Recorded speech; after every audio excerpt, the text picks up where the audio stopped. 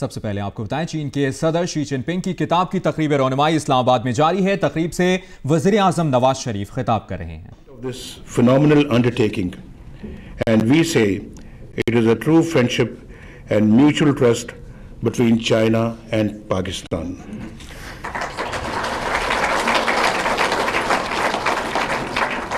中巴之间有着全天候的战略伙伴关系，我们也坚定地支持“一带一路”倡议。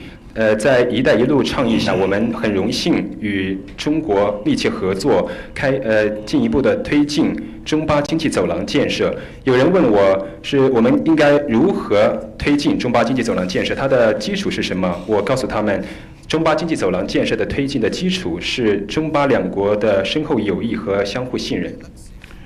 As we move towards the completion of early harvest projects under CPEC in port development, infrastructure, energy, industry and telecommunications, Pakistan is fast becoming both a conduit and a destination for regional commerce and investment. Pakistan is developing into a connective mode of multiple neighborhoods, and we are determined to realize the full potential of this miracle with the staunch support of our trusted ally and partner China. 现在我们已经进入了中巴经济走廊的早期收获阶段，这些收获包括在港口建设方面、基础设施、能源、产业、通信等各个领域。巴基斯坦以及中国也对此进行了巨大的投资，我们也与邻国建立了密切的合作关系。我们致力于与我们的好伙伴、好朋友中国一道，来充分的实现中巴经济走廊的潜力。The CPEC is a symbol and icon for togetherness. It threatens no one. It will benefit all, more of all common people who will, inshallah, see a boom in jobs and a positive change in their lives. We are glad that entrepreneurs from the developed countries have shown confidence in CPEC and a keen interest to invest in Pakistan. This model, I'm sure, needs to be replicated and emulated in other regions. 中巴经济走廊建设是团结的标志，因为它不对任何人、任何国家构成威胁，相反，它会惠及所有国家、所有人。因为我们会通过中巴经济走廊的建设，看到它对人们生活所促成的积极的改变。在一些场合，包括在一些会议上，我们也看到发达国家的相关利益攸关者，他们对投资巴基斯坦表现出浓厚的兴趣。我们也希望这种兴趣在其他国家和地区也能得到体现。President Xi's vision includes several other corridors that would connect Asia, Africa, and Europe, and in fact, the entire world. I would say, let's build on this successful experiment in cooperation and connectivity and propagate its merits. We cherish President Xi's unfailing love and affection for Pakistan, which he showed when he visited Pakistan 2 years ago, and also on many other occasions. We congratulate him and the Chinese nation on the publication of this seminal work, The Governance of China. 习近平主席具有伟大的愿景，他提出的倡议不仅仅包括中巴经济走廊建设，还包括其他一系列会影响整个世界的影响整个世界，涉及亚洲、非洲、欧洲等几个走廊。以我们中巴经济走廊建设为基础，我们也希望能够宣传中巴经济走廊能够带来的种种好处。2年前，习近平主席访问巴基斯坦的时候，以及在其他的多个场合，习主席都表示坚定的支持巴基斯坦。我们也祝贺习近平谈治国理政乌尔都文版的成功发布中国人民。I am very happy to see dear old friend Mr. Mushahid Hussain here, who has been a flag bearer of Pakistan-China friendship for time. Mushahid has done admirable work in clearing some of the misperceptions about the CPEC projects in pure national interest. People like him who can rise above political considerations and focus on a national development agenda are an asset. I am sure. 我也很高兴地见到我的老朋友扎希德主席，他多年来一直致力于促进中巴友好事业，为此做出了卓越的贡献。他也为中巴经济走廊建设相关的，他也致力于消除中巴经济走廊建设相关的种种误解，因为人们对他充满敬意。他做了一些解释工作，所以人们更多的关注于中巴经济走廊建设能够带来的好处以及国家建设。I am sure that Mr. Mushahid Hussain will continue his good work. Pak-China friendship Zindabad.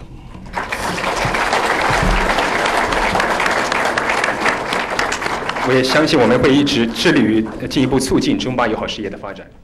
चीन के सदर Xi Jinping की किताब की तकरीब रूनुमाई इस्लामाबाद में जारी है। तकरीब से वज़ीर आज़म मियां मोहम्मद नवाज शरीफ खिताब कर रहे थे। किताब के उर्दू एडिशन की तकरीब में शिरकत करके खुशी हुई। वज़ीर आज़म मियां मोहम्मद नवाज शरीफ ने यह कहा, उन्होंने कहा कि चीन और पाकिस्तान अजीम दोस्त हैं और शराकतदार भी हैं।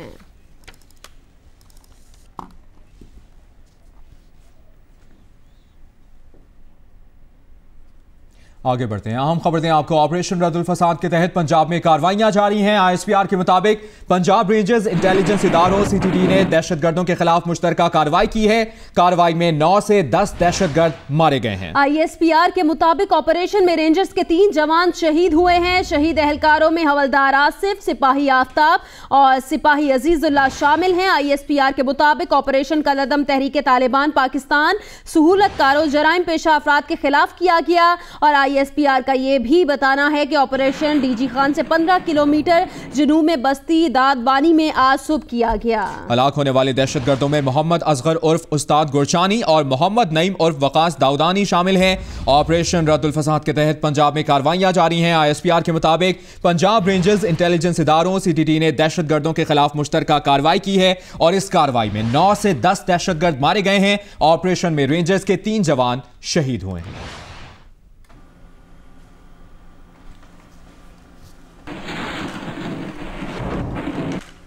अभी आपको खबर दें, रेंजर्स की खुफिया इतला पर कार्रवाई करते हुए नेपियर के इलाके से असलहा बरामद किया गया है। तर्जुमान के मुताबिक निश्तर रोड पर वाक़ दुकान से बड़ी तादाद में असलहा और एमुनेशन बरामद किया गया है। तर्जुमान रेंजर्स का यह भी कहना है कि 2 222, 6 SMGs, 7 8mm राइफल और 5 रिपीटर भी शामिल हैं। एक 12 बोर सिंगल बैरल, एक 9mm पिस्तौल भी बरामद की गई है। तर्जुमान रेंजर्स ने यह भी कहा है कि बरामद असलहा शहर में बदअमनी फैलाने और टारगेट किलिंग के लिए इस्तेमाल होना था। आपको अपडेट करें, महकमा इंसदाद दहशतगर्दी के हवाले से भी आपको बताएं कि रेंजर्स की खुफिया इतला पर कार्रवाई, नेपियर के इलाके से असलहा बरामद हुआ है। तफसीलात जानेंगे जियो न्यूज़ के नुमाइंदे जीशान शाह से। जीशान, इस कार्रवाई से मुतालिक अपडेट कीजिएगा। जी बिल्कुल, पाकिस्तान रेंजर्स सिंध ने नेपियर के इलाके में एक इंटेलिजेंस इत्तला पर दुकान पे छापा मार के वहाँ पे खुफिया खानों से बड़ी तादाद में असलहा बरामद किया है। बरामद होने वाले असलहे में 4 अदद 7mm राइफल, 2 अदद 222 राइफल, 6 अदद 7mm राइफल्स, इसके अलावा 7 जो है 8mm राइफल, इसके अलावा मुतादिद मुख्तलिफ किस्म इक़साम की पिस्तौलें शामिल हैं। इसके अलावा मुख्तलिफ बड़ी तादाद में गोलियां और कारतूस भी शामिल हैं। रेंजर हुकाम का कहना है कि बरामद होने वाला असलहा का ताल्लुक मुत्तहिदा कौमी मूवमेंट लंदन से, जो कि शहर में बदअमनी और टारगेट किलिंग फैलाने की नीयत से लाया गया था। इस हवाले से रेंजर हुकाम जो हमारी बात हुई, उनका कहना है कि अब मजीद ये तफ्तीश की जा रही है कि इसके पीछे कौन से अनासर, कौन से मुल्ज़िमान हैं जिनकी गिरफ्तारी अमल में लाई जाए और मजीद इस हवाले से ये असलहा कहाँ कहाँ इस्तेमाल हुआ है, इस हवाले से भी तहकीकात की जाएंगी। जी, तर्जुमान के मुताबिक बरामद असलहा शहर में बदअमनी फैलाने और टारगेट किलिंग के लिए इस्तेमाल होना था। बहुत शुक्रिया जीशान शाह, आपने अपडेट किया।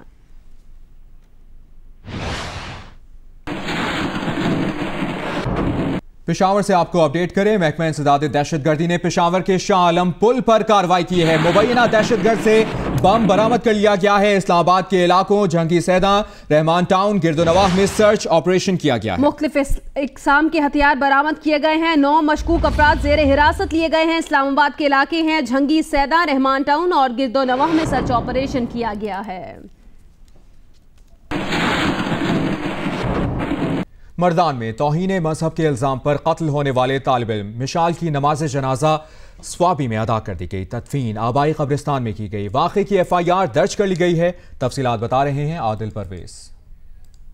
मशाल को गुज़िश्ता रोज़ अब्दुल वली खान यूनिवर्सिटी मर्दान में मुश्तइल तलबा ने तशद्दुद और फायरिंग करके कत्ल कर दिया था। मकतूल की नमाज जनाजा सवाबी के इलाके ज़ैदा में अदा करने के बाद आबाई इलाके में तदफीन की गई, जिसमें मशाल के रिश्तेदारों, इलाका मकीनों ने शिरकत की। वालिद और करीबी रिश्तेदार इंसाफ के मुतलाशी हैं। मैं तो ये कह सकता हूँ, ये सब लोग गवाह है, और जब घर में आता था तो वो ज़्यादा से ज़्यादा पैगम्बर इस्लाम के हिदायत के मुताबिक दर्स देता था और हज़रत उमर का बात करता था। तो इसके अलावा जो है ना, ठीक है, वो इस निज़ाम पर जो है ना तनकीद करता था कि ये सूदी निज़ाम है। मशाल गुज़िश्ता रोज़ अब्दुल वली खान यूनिवर्सिटी में मुश्तइल तलबा के तशद्दुद और फायरिंग से जाँ बहक हुआ था। किसी इंडिविजुअल को या ग्रुप को या किसी मॉब को इजाज़त नहीं कि वो कानून को हाथ में लेकर इसी तरह जो है इल्ज़ाम की बुनियाद पर किसी को मौत के घाट उतार दे। इतनी बेदर्दी से वाक़े के बाद इलाके में सोग का समा है। साथी रिपोर्टर मोहम्मद आदिल और कैमरामैन सदी बंगिश के साथ आदिल परवेज, जियो न्यूज़, सवाबी। मर्दान में तालिब इल्म के कत्ल पर चेयरमैन PTI ने बयान दिया है। उन्होंने कहा कि गुज़श्ता शब से मैं IG KPK से राब्ते में हूँ। जिम्मेदारों के खिलाफ सख्त कार्रवाई इंतहाई जरूरी है। पाकिस्तान तहरीक इंसाफ के चेयरमैन इमरान खान ने यह भी कहा कि जंगल का कानून किसी तौर राइज नहीं किया जा सकता। मर्दान में तालिब इल्म के कत्ल पर चेयरमैन PTI का बयान सामने आया है और उन्होंने कहा है कि गुज़श्ता शब से मैं IG KPK से राब्ते में हूँ। इमरान खान ने बयान दिया है। गुज़श्ता रोज़ पेश आने वाले वाक़े पर उन्होंने कहा है कि KPK के IG से राब्ते में हूँ और इंतहाई ज़रूरी है कि ये कार्रवाई की जाएगी और जो लोग ज़िम्मेदार हैं उनको कैफ़िर किरदार तक भी पहुँचाया जाएगा।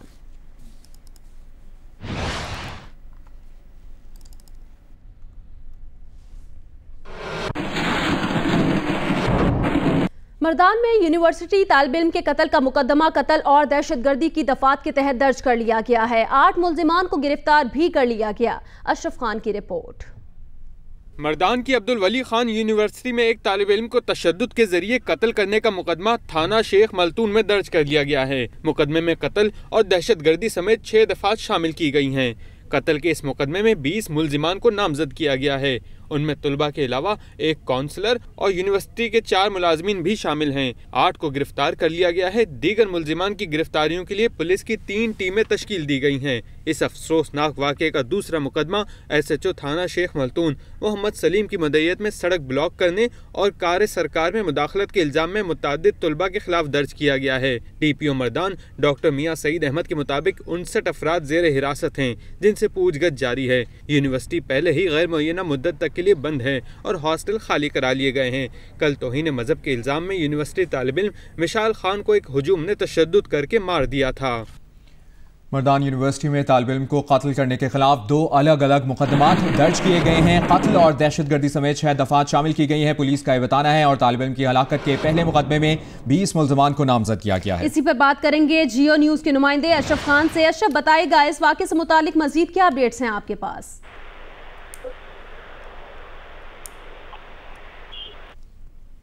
अशरफ खान से भी रब्ता करेंगे, मजीद अपडेट्स भी हासिल करेंगे। मर्दान यूनिवर्सिटी में तालिब इल्म को कत्ल करने के खिलाफ 2 अलग अलग मुकदमात दर्ज कर लिए गए हैं और पुलिस के मुताबिक कत्ल और दहशतगर्दी समेत 6 दफात शामिल की गई हैं।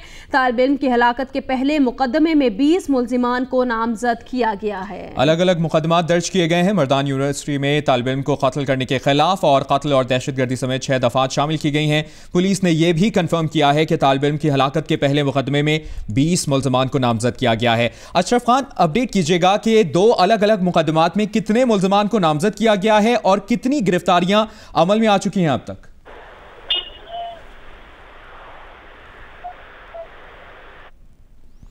अशरफ खान से भी रब्ता करेंगे और अभी हमारा रब्ता उनसे नहीं हो पा रहा। आपको अपडेट करें कि मर्दान यूनिवर्सिटी में तालिब को कत्ल करने के खिलाफ 2 अलग अलग मुकदमा दर्ज कर लिए गए हैं और पुलिस का ये बताना है कि कत्ल और दहशतगर्दी समेत 6 दफात शामिल की गई हैं। तालिब इल्म की हलाकत के पहले मुकदमे में 20 मुलजिमान को नामजद किया गया है। मर्दान यूनिवर्सिटी जहाँ पर यह वाक़या पेश आया, तालिब इल्म को कत्ल कर दिया गया और अब 2 अलग अलग मुकदमात इसके खिलाफ दर्ज किए गए हैं। कत्ल और दहशतगर्दी की समेत 6 दफात शामिल की गई हैं।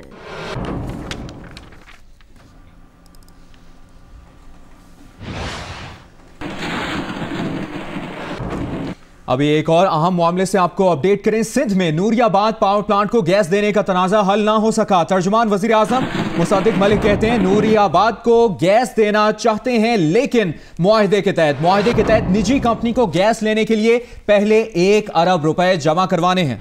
बगैर मुआहदे के गैस दी तो ये चोर बाजारी होगी। मुसद्दिक मलिक ने कहा कि वज़ीर आला सिंध ने धावा बोलने की बात जज्बात में की है। नूरियाबाद पावर प्लांट को गैस देने का तनाज़ा हल ना हो सका। वज़ीर आला सिंध के जवाब में तर्जुमान वज़ीर आज़म मुसद्दिक मलिक कहते हैं मुआहदे की खिलाफ वर्जी करते हुए गैस दी तो चोर बाजारी कहलाएगी। अगर 1 अरब रुपया लिए बगैर जो कॉन्ट्रैक्ट के अंदर लिखा हुआ है उनको गैस फराहम कर दी जाए तो कल आप ही यहाँ पे टेलीविजन के ऊपर एक प्रोग्राम चलाएंगे कि मुल्क में बहुत बड़ी धांधली हो गई और बहुत बड़े सरमायाकार जो हैं उनको सियासी लेन देन करके बगैर 1 अरब रुपया लिए बिजली फराहम कर दी गई है, तो वो तो बड़ा मसला पैदा हो जाएगा। मुसद्दिक मलिक का कहना था कि हुकूमत नूरियाबाद प्लांट को गैस देना चाहती है मगर मुआहदे के तहत। जब उनको गैस चाहिए उससे 48 घंटे या 3 हफ्ते पहले वो ये कह रहे हैं नहीं आप ये टेक और पे की तमाम शराइत जो हैं तब्दील कर दें, और हम उनसे कह रहे हैं यही भाई खुदारा अगर नया कॉन्ट्रैक्ट आप करना चाहेंगे तो बड़ा वक्त लग जाएगा, उसकी वजह से फिर गैस नहीं मिलेगी, आपको बिजली नहीं मिलेगी, तो आपको जो भी करना है जल्दी कर लें मगर कॉन्ट्रैक्ट की हदूद में रह के करने। इससे कबल वजीर आला सिंध मुराद अली शाह ने असेंबली फ्लोर पर बात करते हुए खबरदार किया था अगर सुई सदर ने मुआहदे से नापसंदीदा शिकें ना निकाली तो उनके दफातर पर कब्जा कर लिया जाएगा। मैं वार्न कर रहा हूँ सुई सदर गैस कंपनी को, अगर उन्होंने साइन नहीं किया we will take their offices are situated in Karachi, we will storm their offices, we will not let them work here and we will take over Sui Southern Gas Company and I'll do it by phone। Sindh में Nooriabad power plant को gas देने का तनाज़ा हल ना हो सका। तर्जुमान वजीर आज़म मुसद्दिक मलिक कहते हैं नूरियाबाद को गैस देना चाहते हैं लेकिन मुआहदे के तहत देंगे। मुआहदे के तहत निजी कंपनी को गैस लेने के लिए पहले 1 अरब रुपए जमा करवाने होंगे। बगैर मुआहदे के गैस दी तो ये चोर बाजारी होगी। वज़ीर आला सिंध ने धावा बोलने की बात जज्बात में की है। ये मौक़िफ़ अपनाया है मुसद्दिक मलिक ने। सिंध में नूरियाबाद पावर प्लांट को गैस देने का तनाज़ा हल ना हो सका। तर्जुमान वज़ीर आज़म मुसद्दिक मलिक कहते हैं नूरियाबाद को गैस देना चाहते हैं लेकिन मुआहदे के तहत निजी कंपनी को गैस लेने के लिए पहले 1 अरब रुपए जमा करवाने हैं। बगैर मुआहदे के गैस दी तो ये चोर बाजारी होगी, ये भी कहा है मुसद्दिक मलिक ने।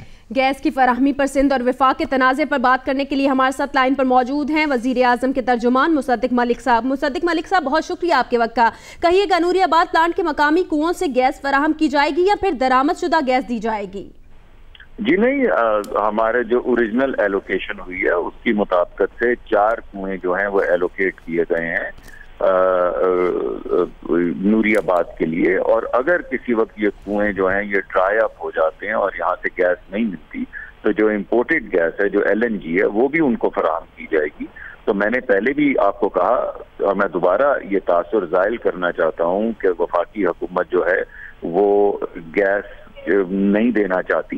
हम बिल्कुल गैस देना चाहते हैं। एक मुआहिदा हुआ है जिसके तहत फौरी तौर पे गैस दी जा सकती है। अगर उस मुआहिदे में कुछ तब्दीली करनी है तो वफाकी हुकूमत उस तब्दीली पे काम करने के लिए भी तैयार है, और इसको वॉर फुटिंग के ऊपर जो भी तब्दीलियां वो चाहते हैं वो की जा सकती हैं। मगर ऑब्वियसली अगर मुआहिदे को खोलेंगे तो फिर फौरी तौर पे हमें जो भी तब्दीलियां करनी है उनके लिए वकला को इन्वॉल्व करके सारा काम करना पड़ेगा और अप्रूवल्स लेनी पड़ेंगी। लेकिन दोबारा से मैं ये बात कहूँगा कि ये तासुर मैं ज़ाहिर करना चाहता हूँ कि कोई भी हेजिटेशन है वफाकी हुकूमत के बिहाफ पे ये गैस देने में। बहुत शुक्रिया आपका मलिक मुसद्दिक साहब, आपने वक्त दिया और इस तमाम तर मामले पर गुफ्तगू की। नाज़रीन, सिंध में नूरियाबाद पावर प्लांट को गैस देने का तनाज़ा हल ना हो सका और तर्जुमान वज़ीर आज़म का कहना है कि नूरियाबाद को गैस देना चाहते हैं लेकिन मुआहदे के तहत। और अभी आपको बताएं इस वक्त सूबाई वजीर नासिर हुसैन शाह सिंध असेंबली के बाहर मीडिया से गुफ्तगू कर रहे हैं। होती है वो सिक्योरिटी। और फिर जब इन्होंने हमें ये एलोकेट हुई थी गैस, तो इसी कंपनी ने हमें 100% इंश्योर किया था कि वो इस पावर प्रोजेक्ट को गैस देंगे। और अब जो नई इन्होंने मूव की है समरी, उसमें 40 और 50% का कमिटमेंट कर रहे हैं, जो बिल्कुल गैर कानूनी और गैर अखलाकी है। और फिर ये आज भी बड़े बड़े इनके जो ज़ौमा हैं मुख्तलिफ चैनल्स पे बातें कर रहे हैं कि जी ये पावर प्लांट किसी एक ग्रुप का है, जिसको फ़ायदा पहुंचाने के लिए पीपल्स पार्टी वाले इतना पुरजोश हुए हैं। तो मैं गुजारिश करता हूं, आप सबके तवस्सुत से उनसे पूछता हूं कि वो किस ग्रुप के लिए कह रहे हैं कि ये पावर प्रोजेक्ट उनका है। इनको इस बात का इल्म भी है, ये सिर्फ परसेप्शन क्रिएट करते हैं हमेशा और कुछ भी नहीं है। सर ये सर आप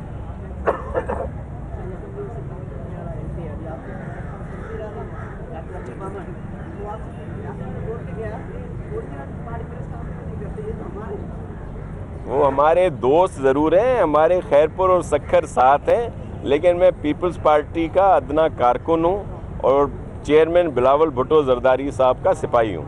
सर ये ज़कात और उशूर के लोग आपके साथ खड़े हैं और ये प्रेस क्लब के बाहर भी बैठे हुए हैं।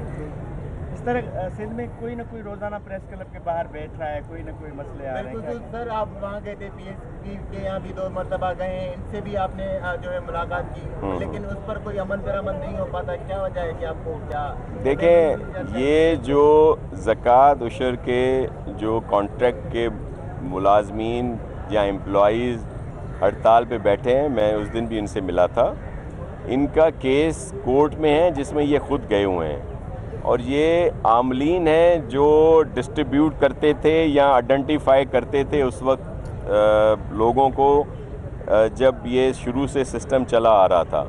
अब जब से ये नया सिस्टम शुरू हुआ है जिसमें नादरा के तहत दिए जाते थे, या अब ATM कार्ड के तहत बेनज़ीर कार्ड के उसमें दिए जाते हैं, तो इस पर मुख्तलिफ मौक़िफ़ हैं। लेकिन पीपल्स पार्टी हमेशा लोगों को रोज़गार देती है और हम लोग रोज़गार छीनते नहीं हैं। हम लोग पूरी कोशिश करेंगे, कानूनी पेचीदगियाँ उसमें हैं, लेकिन हम पूरी कोशिश करेंगे कि इनका कोई हल निकले। पाक सरजमीन के लिए सवाल कर रहा हूँ कि आपके मुज़ाकरात कामयाब हो गए या क्या?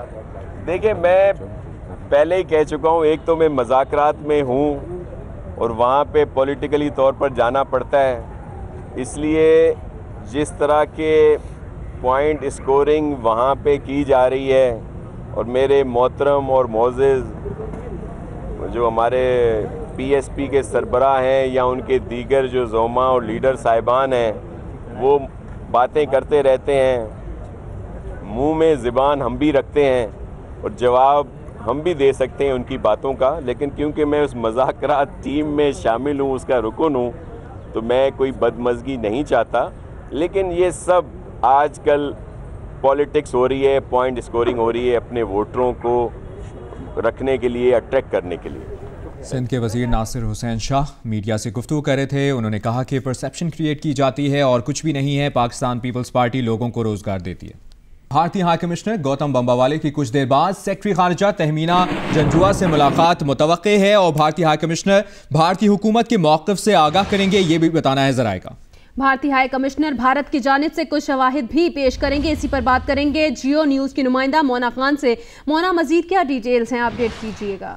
जी बिल्कुल, भारत ने बाज़ाब्ता तौर पर कुलभूषण यादव के मामले पे पाकिस्तानी दफ्तर हारजा से पाकिस्तान हुकूमत से रब्ता करने का फैसला किया और आज कुछ देर बाद जो गौतम बंबावाला जो भारत के सफ़ीर हैं, हाई कमिश्नर हैं पाकिस्तान में, वो भारत का मौक़िफ़ पेश करेंगे और तहमीना जंजुआ फॉरेन सेक्रेटरी से उनकी मुलाकात है और मुलाकात में कुलभूषण यादव के हवाले से बातचीत की जाएगी। भारत की जानिब से कुछ दस्तावेज़ात भी पेश की जाएंगे और इस चीज़ का भी इम्कान है कि कुलभूषण यादव तक कौंसलर रसाई हासिल करने के लिए भी रिक्वेस्ट की जाएगी, दरख्वास्त की जाएगी। जी मोना खान, बहुत शुक्रिया, आपने अपडेट किया।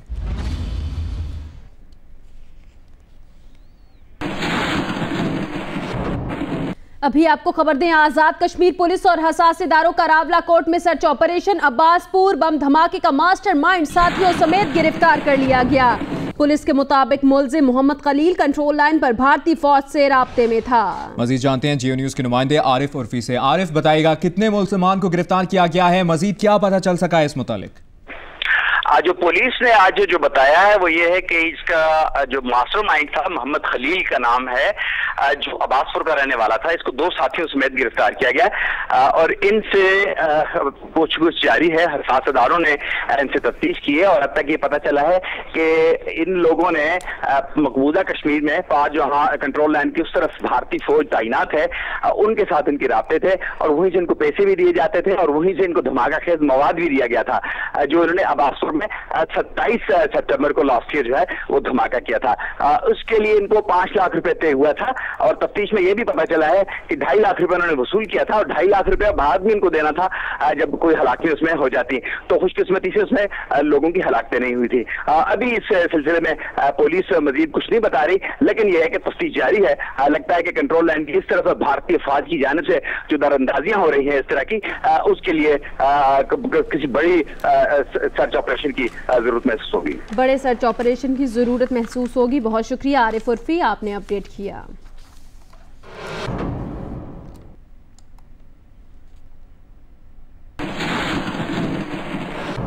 अभी आपको खबर दें, डीएचक्यू अस्पताल गुजरांवाला के अमले और वकील में झगड़ा हुआ। वकील के हामी दीगर वकला डीएचक्यू अस्पताल पहुंच गए हैं। मुश्तइल वकला की एमएस दफ्तर में जबरदस्ती घुसने की कोशिश, अमले से तलकलामी भी हुई। राना अंसर हमारे नुमाइंदे हमारे साथ लाइन पर मौजूद हैं, उनसे मजीद बात करेंगे। राना अंसर, क्या है मामला, किस बात पर तनाजा हुआ और इस वक्त सूरत हाल है क्या?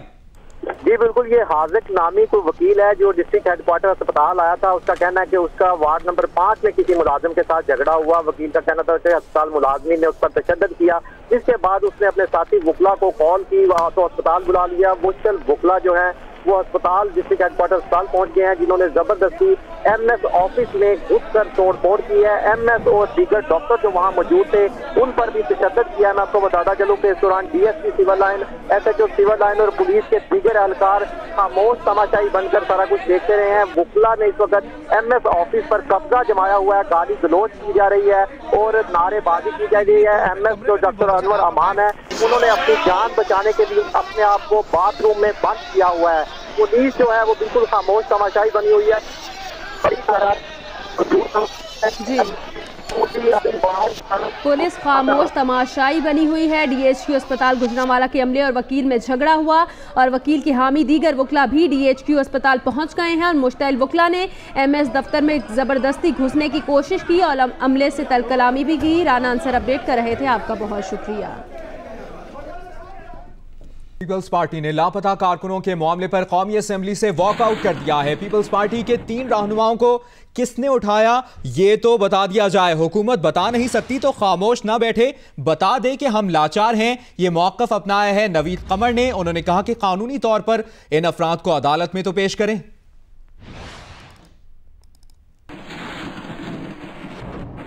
जबकि सिंध में रेंजर्स के खुसूसी इख्तियारात आज रात खत्म होंगे। महकमा दाखिला की असम्बली पर वज़ीर आला सिंध की मंजूरी का इंतजार किया जा रहा है। महकमा दाखिला ने 90 रोज की तौसीह की सिफारिश की है। ज़राए हुकूमत सिंध का यह बताना है रेंजर्स को इंसदाद दहशतगर्दी एक्ट के तहत खुसूसी इख्तियारात दिए जाते हैं। महकमा दाखिला ने असम्बली 5 अप्रैल को वज़ीर आला की मंजूरी के लिए भेजी, यह भी कन्फर्म किया है ज़राए हुकूमत सिंध ने।